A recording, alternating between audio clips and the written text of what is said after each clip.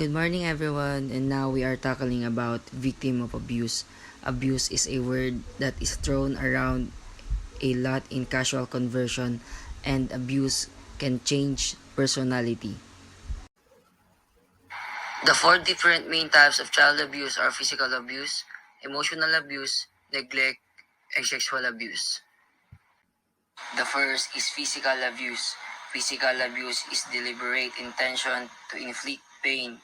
When someone hears the term child abuse, they most commonly associate it with physical abuse. Wounds, bruises, burns, fractures, and sore muscles are signs of physical abuse. Emotional abuse or behavior towards the child that cause mental anguish are considered emotional abuse and also called psychological abuse. Example of emotional abuse are shouting often at a child, withholding kindness or affection, extended periods of silence, and harsh jokes at expense of the child.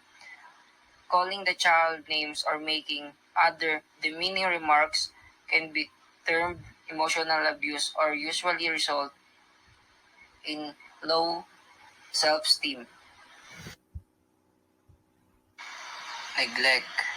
The parents may have a substance abuse problem, mental illness, or be too consumed with a job or another person to properly care for the child.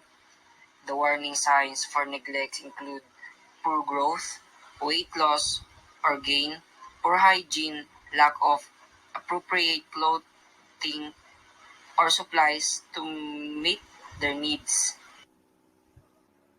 Sexual abuse is touching a child in a sexual manner or having a sexual relation with the child is sexual abuse and includes any behavior towards the child for sexual stimulation. This type of abuse is characterized by fondling for sexual acts and indecent physical exposure. Long-term effects of child abuse. Lasting damage can be inflicted by all types of abuse. The effects of child abuse go far deeper than the physical marks left behind.